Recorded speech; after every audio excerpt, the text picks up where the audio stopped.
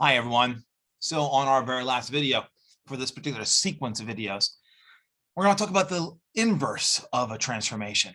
Now, if you remember from college algebra, the way we define inverses is that their compositions in some way undo each other.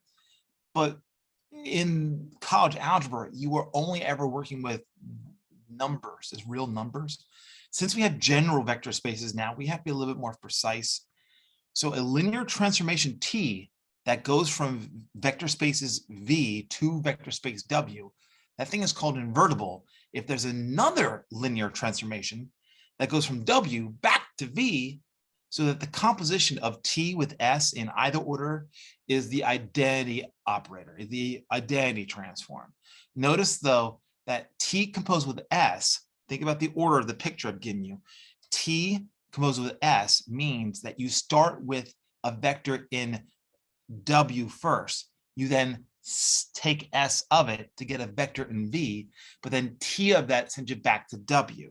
So then this has to be the identity element on W. For the same reason, S composed with T has to be the identity transformation on V because of the order of the mappings, because we have to start with V first to then go to W to then come back.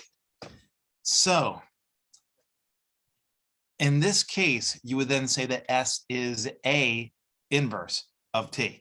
I'm leaving it open that there might be more than one inverse.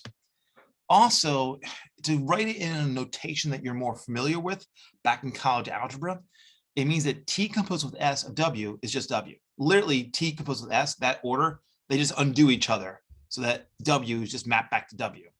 And S composed with T of V is just V. The composition S composed with T in that order just literally undo each other so that V gets mapped right back to V in the end. So this is the definition of what we mean by a linear transformation or an inverse of a transformation. I'm just going to verify that two things are inverses. I am not interested right now in finding it because we first have to figure out when there is an inverse before we go about trying to find it. There is no swap and solve that's easy here. So to do so, I'm just going to convince you that these two things are inverses by just doing the composition in one order. I'll leave the other order for you. So let's say we take, for example, let's say we take T composed with S, and I have to give it a vector in R2 because S is done first. So I'll take AB. I'm going to convince you that this equals AB.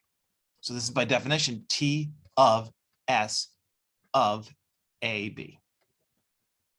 But that would be T of S of B is, it's a polynomial 2a minus b, or then I add to it negative a plus bx. But T takes anything. Here's the input. Here's the input. Here's the other input. There's the other input. This has to be then a vector where it takes a, which for us is 2a minus b, and then it adds what b is, the coefficient in front of x, which is a minus a plus b.